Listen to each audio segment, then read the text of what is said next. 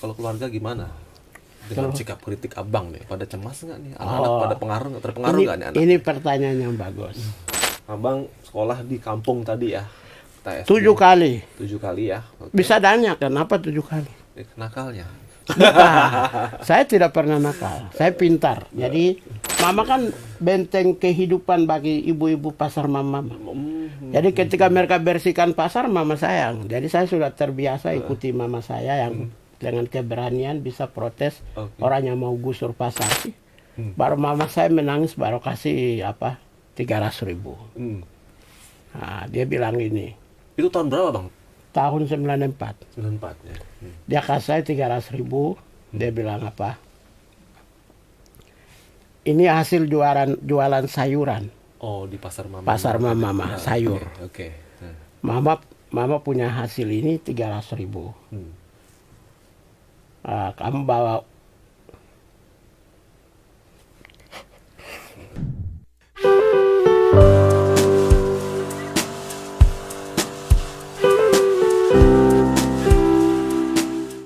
Halo Tribuners, jumpa lagi dengan Tribun Corner.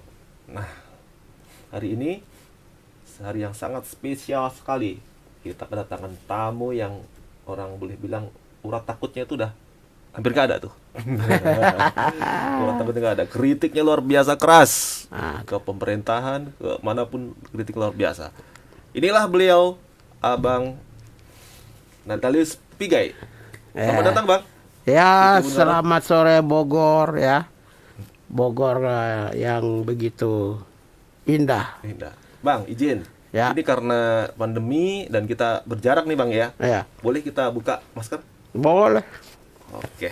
Siapa takut? Biar kelihatan gagahnya nih Bang. Nah, tapi kita tetap ikuti anjuran pemerintah. Siap, betul tuh Bang. Protokol COVID. Betul Bang. Nah, ngomong-ngomong nih Bang nih. Ya. Kalau tadi saya bilang, Abang ini urat takutnya itu udah hampir nggak ada lagi nih.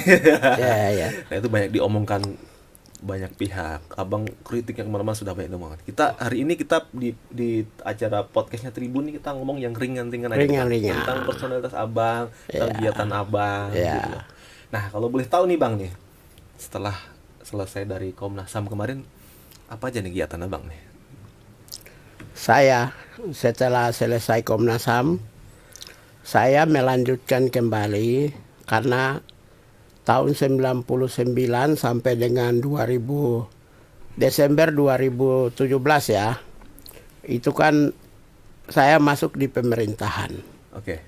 Jadi karena saya sebagai pegawai ASN, kemudian ke Aceh, BRR Aceh, kemudian di Komnas HAM, jadi saya lebih banyak bekerja membantu negara melalui institusi pemerintahan, Departemen Tenaga Kerja, Departemen Transmigrasi. Jadi sesudah itu saya kembali lagi seperti mahasiswa dulu. Apa itu Bang? Kritik. Kritik yang dimaksud di sini itu adalah untuk menjaga check and balances antara pemerintah dengan rakyat. Gitu. Jadi tujuan saya sesudah itu adalah menjadi pengawal tujuan bernegara. Sesudah saya 2017 di Komnas HAM. Begitu. Jadi saya menjadi jabatan saya adalah pengawal tujuan bernegara. Makanya Abang disebutnya ini aktivis kemanusiaan dan HAM. Ya. Begitu lah Bang ya. Ya. Tapi ngomong-ngomong, karena Abang selalu kritik di mana-mana itu. Ya. Abang nggak takut Bang? Bener Bang? Jadi begini.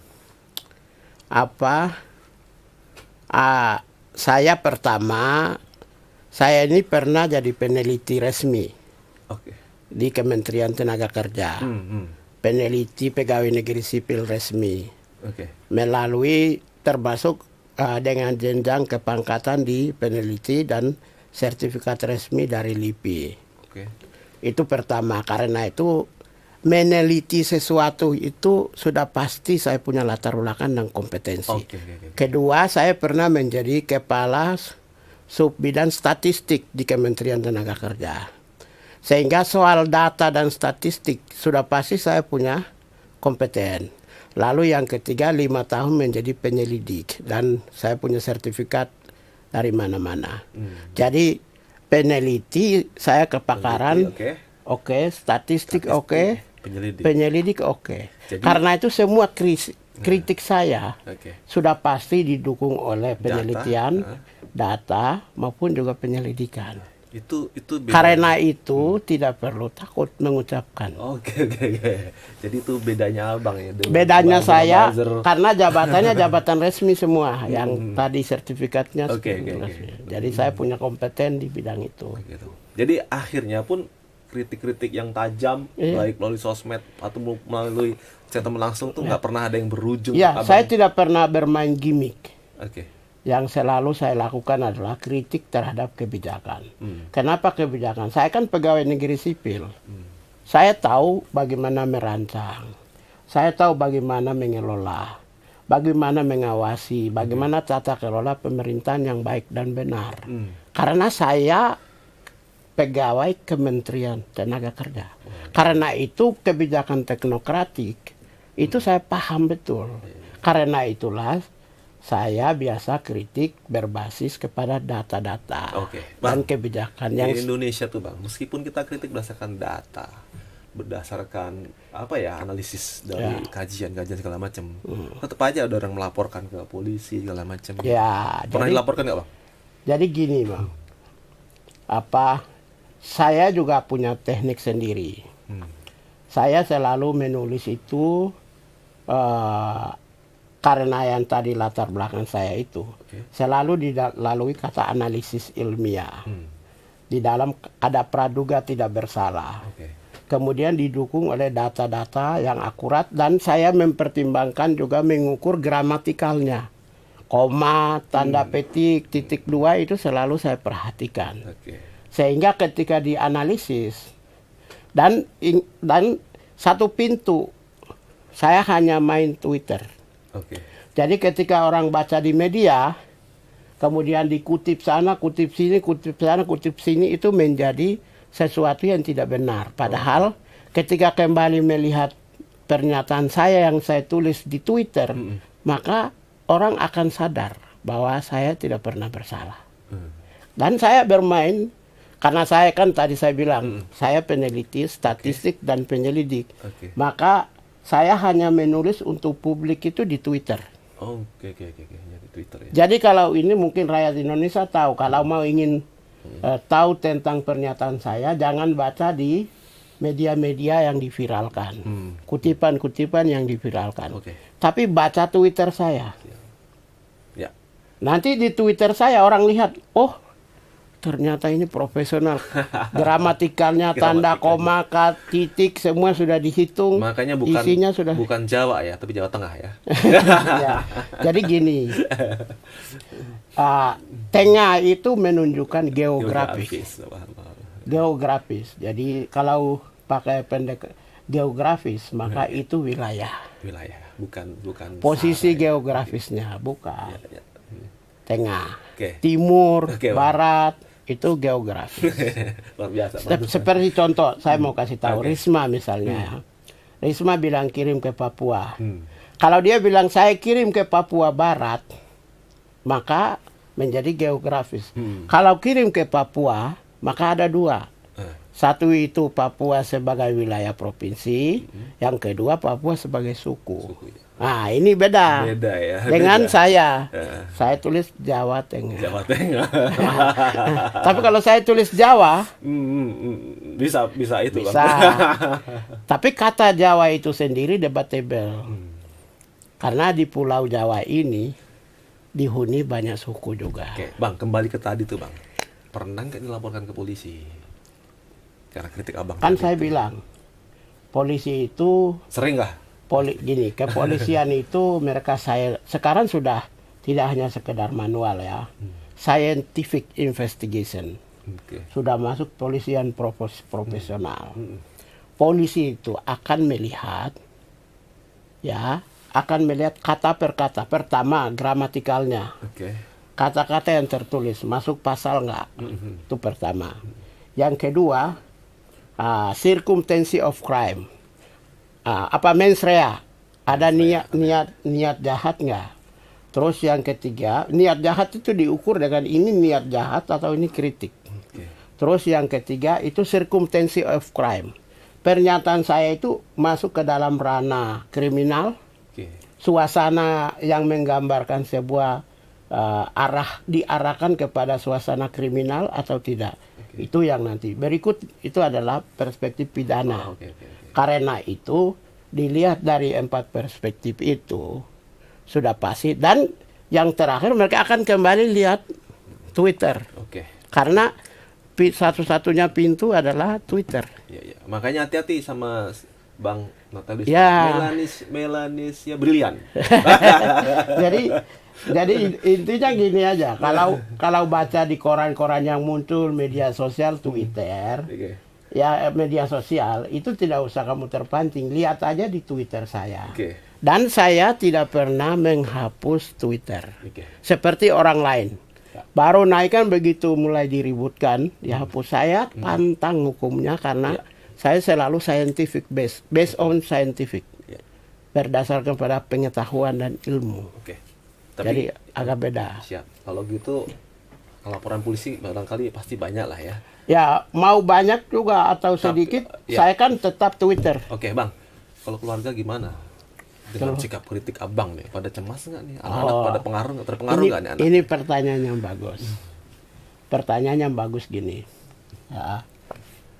Wajar semua orang melihat orang tuanya itu kritik ya kepada penguasa, kemudian mereka cemas. Saya kebetulan membesarkan anak saya itu dari kecil sendiri ya, saya sebagai sendiri. Saya membesarkan anak saya 2 dengan sendiri. Sejak awal semua kegiatan orang tua itu mereka harus tahu. Karena itu dulu saya kirim melalui WA. Apapun yang saya lakukan mereka harus mengetahui. Lalu kebetulan dalam perjalanan saya mendidik itu menggunakan konsep Einstein. Apa itu, Bang? Einstein itu pernah mengatakan begini. Orang tua itu tidak dihadirkan untuk mendidik anak, tapi menyiapkan segala kemungkinan yang dibutuhkan oleh anak supaya dia dalam keadaan nyaman bisa belajar. Yang mengajarkan dia itu siapa? Guru. Yang mengajarkan dia itu oleh buku.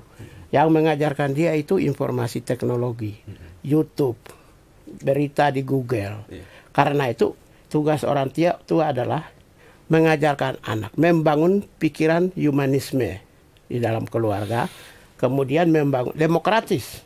Saya dengan anak-anak panggilannya lo gua, gitu. Brother and sister.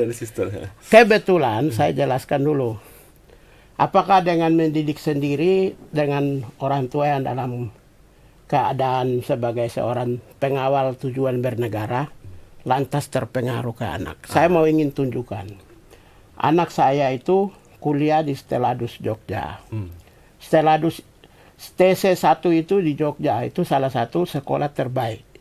Bahkan di Indonesia. Kebetulan dia berprestasi terus. Sekarang kuliah di Amerika. Itu pertama. Anak saya kuliah di Amerika dan pintar. Dia pergi juga sendirian. Anak perempuan kuliah di Amerika, pergi sendirian, bahasanya lancar banget, bahkan 3 bahasa dia kuasai. Inggris sudah biasa. Itu artinya dia punya kemampuan di atas rata-rata. Itu pertama. Anak saya yang kedua itu sekolah di Pengudi Luhur Jakarta, Brawijaya. PL Brawijaya itu tempat kuliahnya Sandiaga Uno. Tempat kuliahnya Agus Martowardoyo, Gubernur Bank Indonesia. Tempat kuliahnya Duta Besar Amerika Serikat Rulan Ruslani. Tempat kuliahnya tokoh-tokoh dan para pengusaha konglomerat Indonesia. Anak saya itu kalau nggak dapat juara 1, 2, ada juga pernah dapat 3. Nah, anak saya PL berprestasi di Jakarta, sekolah unggulan, berarti anak saya berprestasi di Indonesia. Nah, kemarin anak saya itu ditawarkan untuk ikut masuk perguruan tinggi itu yang melalui jalur langsung. Yang jalur langsung. Yang jalur. Tapi dia menolak karena dia ditawarkan beasiswa di Jepang di Tokyo University di bisnis internasional. Karena itu ketika saya ditanya bagaimana mendidik anak, belajarlah kepada Natalis. Nyatanya juga anak saya pintar-pintar dan nggak pengaruh ya dengan gitu ya. Tidak ada pengaruh. Bahkan anak saya kemarin ikut Olimpiade Sains Nasional yang kompetisi sains nasional dari PL. Artinya anak saya berprestasi dong. Orang tua yang baik dong. Jadi saya itu baik dalam segala hal. Baik dalam mendidik anak, baik di dalam melindungi rakyat kecil, orang-orang yang lemah, baik di dalam menjaga supaya relasi antara negara dengan rakyat itu terkontrol. Oke bang. Begitu. Mantap. Berarti meskipun abang kritis, keras mana-mana, jadi anak tetap nomor satu. Oh anak, saya pengaruh pertama. Itu udah biasa berarti ya bang. Ya? Pertama, setiap malam wajib saya tidur di rumah. Karena sosok orang tuanya ada di saya. Mau saya pergi ke Sumatera, mau di Kalimantan, mau ke Papua. Papua saja. Pagi pergi, malam tidur di rumah Jakarta. NTT, pagi pergi, kemudian ke Kupang, ke Flores, Ruteng, kadang-kadang ke Ende, malam harus di Jakarta. Kalau tidak penting amat, saya pasti pulang. Karena itu anak membutuhkan sosok orang tua selalu ada di rumah. Itu membuat dia nyaman. Lalu yang kedua, itu adalah sekalipun Anda kenyang, pulang harus makan. Mau jam 1, jam 2, jam 3, pulang harus makan. Karena anak-anak saya itu kutu buku. Buku juga yang hebat-hebat semua mereka baca. Jadi mereka dua di kamar sendiri-sendiri, kutu buku. Begitu saya pulang, mereka nanti keluar saya tetap makan di rumah. Dan sebelum mereka sekolah, saya tidak boleh keluar dulu. Karena harus salam dulu sama orang tuanya. Biasa ternyata. Iya. Jadi konsep mendidik anak itu tidak mesti ada pada mamanya, tidak mesti ada pada bapaknya. Sekalipun bapak sendiri, Anda bisa membentuk anak menjadi seorang yang berkualitas. Makanya dulu waktu kecil, saya duduk bertiga, waktu mereka TK dan SD ya. Saya bilang, tugas bapak adalah mendidik kamu sampai SMA. Setelah itu kamu masuk kuliah, raih cita-cita, kamu perempuan putri jadi butterfly yang terbang setinggi bintang di langit untuk mencapai cita-cita. Laki-laki juga sama.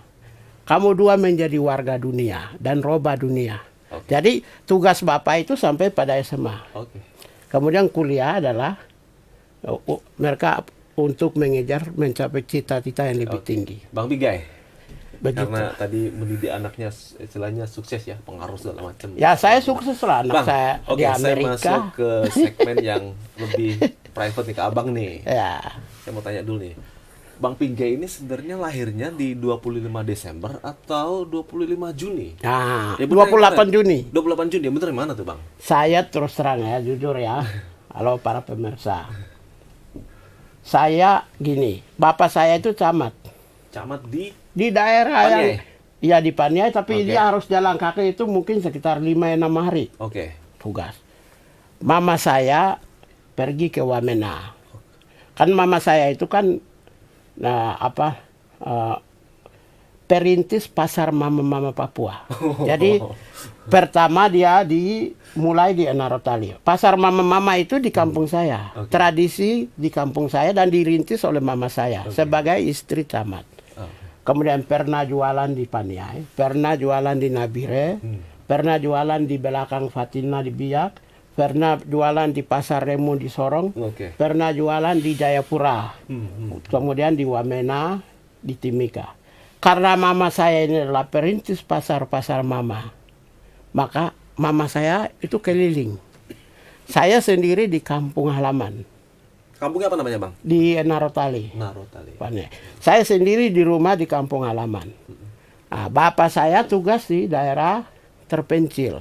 Bapak saya pindah-pindah jadi pegawai negeri kan, pindah di daerah-daerah pedalaman. Jadi posisi pada saat saya lulus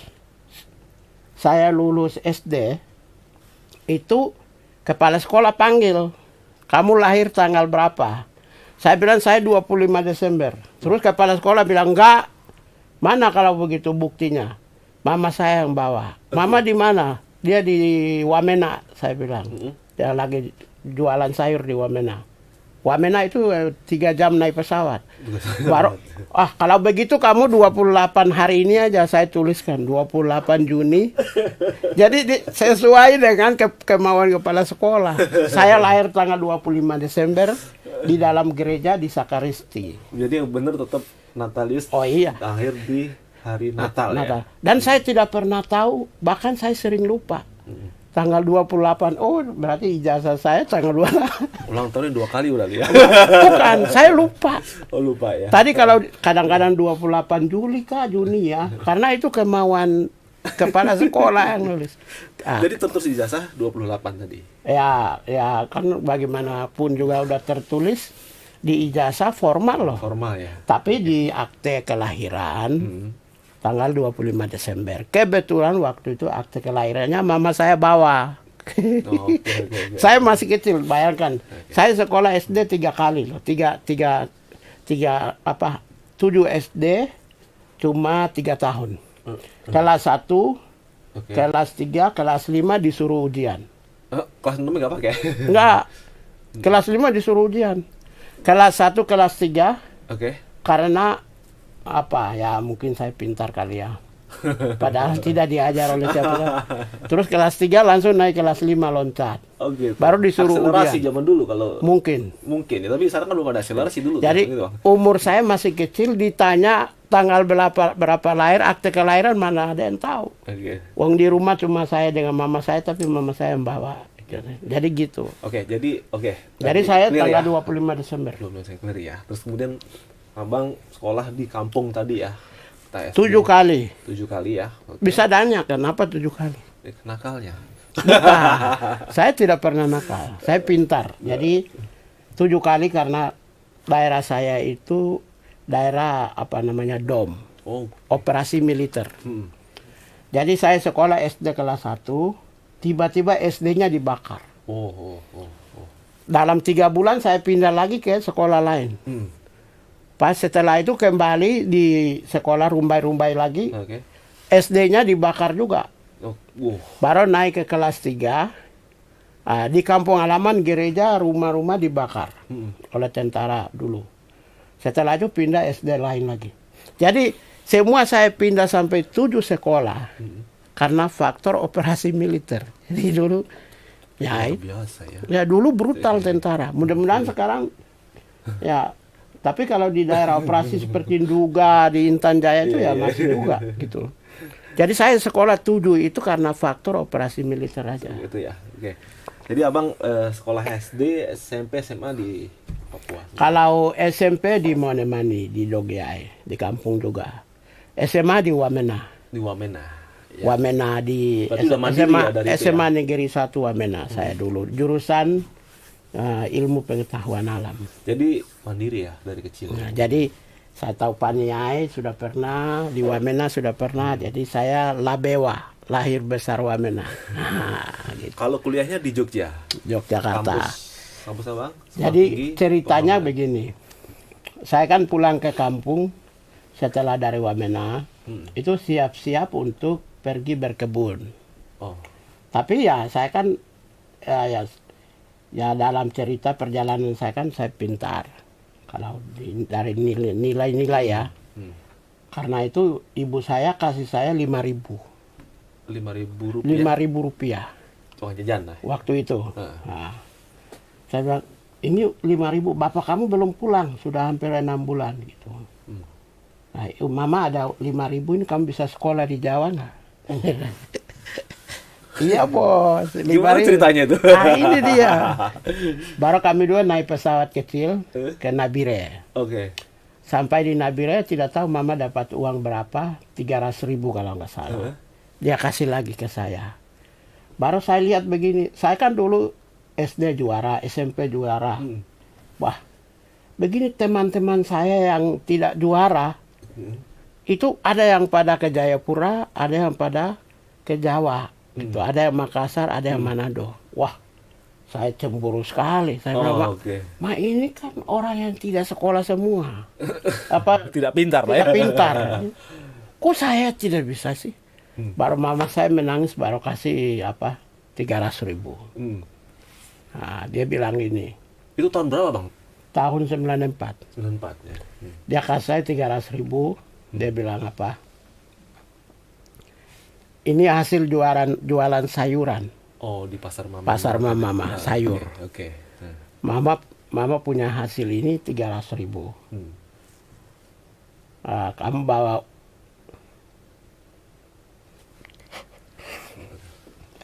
Oke, Bang, saya jadi. Kamu bawa uang 300.000 ini. Kamu akan jadi sukses. Dan suatu saat momentum di mana kamu akan berlomba bertarung. Orang akan kasih pakai kamu topi putih, baju putih, celana putih, sepatu putih, dan kamu akan pegang tongkat. Di sini bintang, di sini bintang. Kamu akan jadi gubernur. Wah, Mama akan selalu ada di sampingmu. Bawa uang 300 ini. Ya bang, teman-temanmu saja bisa. Kamu yang pintar, tapi mama kan tidak punya uang. Bapak itu ada di pedalaman. Akhirnya saya bawa 300 itu, saya masukkan di saku. Saya naik kapal. Jadi kapal dulu itu kapal Sini kalau nggak salah. Begitu pas pemeriksaan,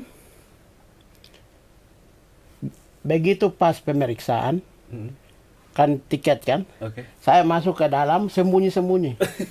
Jadi saya itu pelarian. Iya. Berapa hari itu pada naik kapal? 7 hari. 7 hari. Pelarian tidak bayar, uangnya tidak ada. Sampai di Makassar baru ketahuan. Dia bilang, kamu ini anak kecil nih. Dia bilang, kamu ngapain? Saya bilang, saya mau kuliah. Di mana? Di Jogja. Loh, kamu tidak beli tiket? Iya, saya tidak ada uang. Akhirnya saya ditahan, masukkan di penjara. Sel di dalam kapal. Pas begitu sel, ada kakak satu dari Papua lewat dia. Sepan. Kakak, saya bilang, saya ditahan. Dia bilang, Adek, kenapa ditahan? Tidak ada uang untuk bayar tiket tiket kapal. Oh ya, aku tunggu. Begini dia datang itu. Dia pakai marinir, rupanya dia marinir. Kakak itu dari Papua, dari Serui. Dia orang Serui. Namanya Martin. Dia marinir dan dia langsung todong pistol ke petugas kapal. Dia bilang, keluarkan anak ini. Ini anak ini mau sekolah. Ini saya punya aja. Nah, akhirnya ya di dalam dari Makassar sampai Tanjung Priok, saya tidak diperiksa karena saya duduk samping. Setelah itu diantar saya sampai dengan di terminal Pulau Gadung. Terus saya naik bis ke Jogja. Di Jogja pun turun di terminal Umbul Harjo, saya jalan kaki. Saya bilang, itu stasiun TVRI Jogja itu di mana? Saya bilang. Karena di kampung kan tahu stasiun TVRI. Saya tahu yang Jogja itu stasiun TVRI. Akhirnya sampai stasiun TVRI ya sudah. Saya di situ ada satpam, saya sampaikan saya mau cari sekolah. Begitu. Itu cerita singkatnya. Jadi kemudian saya masuk sekolah, saya utang. Oh, tapi waktu datang itu belum diterima di kampus ya? Belum. Baru apa namanya? Belum. Mendaftar ya, kemudian saya daftar dengan uang saya lihat begini, uang saya ada 200.000.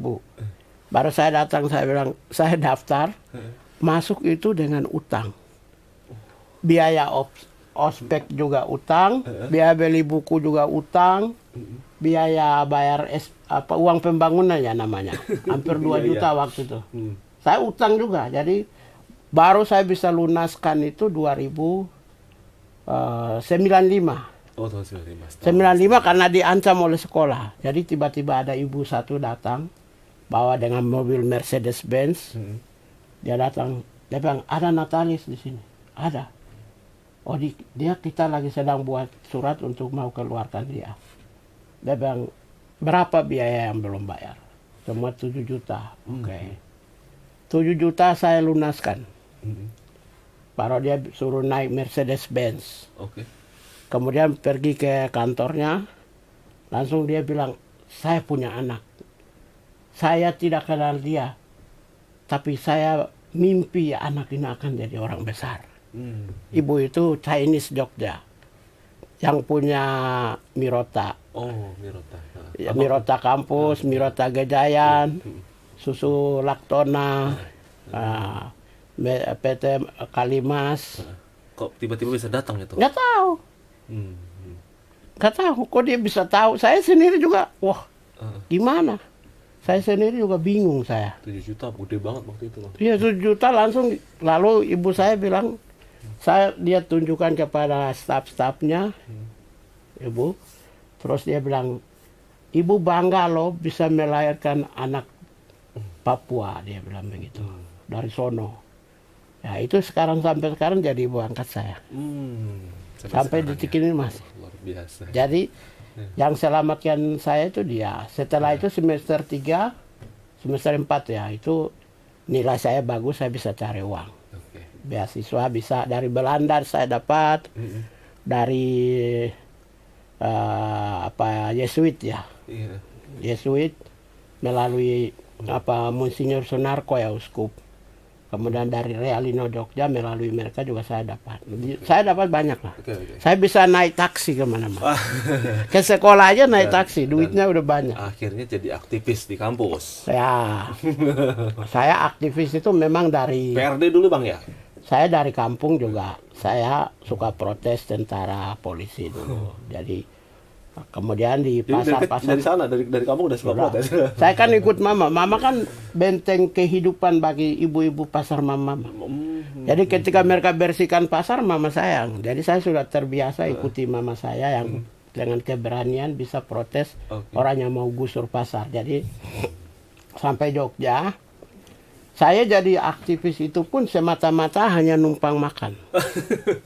Jadi pertama saya masuk PM KRI. Oh, PM KRI, oke. PM KRI tujuannya itu awal-awalnya biar supaya saya hidup. Iya, betul. Selain dari aktivis, saya juga tukang ronda. Ronda ini jaga. Ronda keamanan, Siskamling. Saya paling rajin, setiap malam. Tujuannya untuk makan aja. Supaya gratis.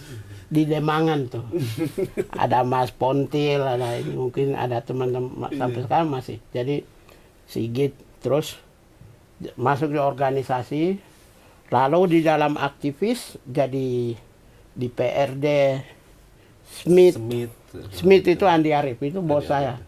Andi Arief jelek-jelek begitu, saya punya bos lah dulu. Dia perintah bikin rusak di lapangan, kita ini sudah, dia hanya memegang perintah. Terus Smith, LMND, ada Dita juga. Dita ya. Terus ini garis semua. Garis keras semua itu. Wah, bukan garis keras. Saya kan baca buku dulu kan tiap malam kan saya belajar di perpustakaan Sanata Dharma kan dari sampai jam 3, jam 2, jam 3 pagi. Saya dikasih pas masuk oleh Romo Opselan. Meskipun saya bukan mahasiswa Sanata Dharma. Ya, saya dengan teman saya yang sekarang wakil ketua Komisi Kesehatan DPR RI, namanya dari fraksi Golkar, namanya Melki Lakalena. Dia itu yang tahu. Saya ini bukan mahasiswa Sanata Dharma, tapi saya bisa pakai sampai mereka pulang pun saya masih bisa. Jadi saya baca bukunya banyak dulu. Belajar tentang buku-buku yang asli-asli. Perpustakaan Sanata Dharma itu kan 6 lantai. Di zaman itu salah satu perpustakaan terbaik. Jadi saya baca itu buku-buku misalnya Das Kapital. Terus ada Tilinaya Polinaya dari Leon Tolstoy, Anna Karenina. Terus buku-bukunya dari agak sedikit keras-keras semua. Terus Ernest Hemingway. The Snows of Kilimanjaro. Terus saya baca juga The Old Man and the Sea, The Farnell, The Ending War. Jadi saya termasuk yang orang Italia yang penulis yang paling bagus itu namanya, judulnya itu bukunya Pontamara. Oke. Jadi Ignacio Silone. Jadi saya buku itu baca-baca ya, buku saya juga ngiri-ngiri sedap. Ya tidak jelek amat, baru ditunjang untuk aktivitas di lapangan. Baru sejarah tokoh-tokoh besar juga saya baca, termasuk dari Afrika, ya Jomo Kenyatta misalnya, ya kemudian kalau sastra terbaik yang saya baca dari Afrika itu Okot Pebitek, ada namanya, orang dari Ghana. Terus ada Himuyenga Puhiri. Jadi saya baca banyak buku kok. Lengkap banget ya. Jadi abang beraktivitas lapangan karena kuat di referensi. Referensinya kuat itu ya. Ya lebih banyak buku-buku yang agak sedikit kiri-kiri juga ada. Lulus tahun berapa sih bang lulusnya? Lulus tahun 99. 99 ya. Tapi Jadi saya kan kuliah dari 94, lulus 99. Jadi berarti waktu zaman reformasi itu abang lagi ya pas-pasnya. memang saya produk reformasi. Reformasi ya. Jadi sekarang kan banyak orang yang mengklaim diri sebagai aktivis 98. Padahal belum tentu, mungkin karena kuliahnya. Oke. Saya di Jogja itu PMKRI, PRD, Smith, aktivis kampus, aktivis Papua. Dan saya pimpinan aktivis Papua. Jadi gerakan 98 itu dibungkus oleh tuntutan 3 kekuatan. Kekuatan mahasiswa nasional menekan Soeharto, kekuatan mahasiswa Aceh menghentikan DOM, kekuatan mahasiswa Papua menghentikan DOM dan pelanggaran HAM. Jadi 3 kekuatan itu gabung. Dan saya kebetulan kekuatan mahasiswa nasional juga ada. Kekuatan Papua juga ada. Abang ketuanya waktu itu ya? Ya saya pimpinannya. Jadi karena itulah maka peristiwa pertama meledak itu tanggal 8. Gejayan. Di Gejayan. Ya waktu pembunuhan Moses Gatot Kaca. Saya kan tadi bilang saya di perpustakaan Sanata Dharma. Itu kan pas di depan perpustakaan. Saya keluar dari perpustakaan, saya lihat begini, di sana ada polisi. Polisi sudah tutup. Padahal kami ada perjanjian untuk ketemu di semua mahasiswa kumpul di bundaran Balai di UGM. Balerung ya. Kita tujuannya, tapi dihambat oleh polisi. Saya sebal Pak. Di depan itu ada pas Gang Kuera baru sebelah sini, paling ujung utara Sanata Dharma. Itu ada ban. Tempat jual ban, saya ambil bannya itu saya bakar, meledak di mana-mana. Jadi kalau 98 tidak ada peristiwa Gejayan ini, nggak mungkin 98 terjadi. Itu bulan apa itu ya? Bulan Mei, tanggal 8 Mei. 8 Mei ya. Setelah itu tanggal 21 Mei saya sudah di Jakarta. Ya. 20 Mei. Saya jalan kaki dari Semanggi sampai dengan Ranco Indah. Dan ada saksi hidupnya. Jadi saya di Jogja juga bergerak, tapi begitu tanggal 21 saya sudah di Jakarta. Tanggal 18. Memang saya bukan pimpinan mahasiswa. Saya kan umurnya masih muda dari yang lain. Wong Adian aja senior saya. Andi Arief senior jauh. Budiman Sujatmiko masih senior. Senior saya. Saya itu bagian perusahaan lapangan. Mereka bagian perintah. Iya. Mereka pemegang perintah, kita perusahaan. Komando, mereka dulu di atas. Kita yang di bawah. Karena itu kalau dibilang aktivis 98, ya tunggu dulu, cerita dulu, kamu punya pengalaman. Terima kasih sudah nonton. Jangan lupa like, subscribe, dan share ya.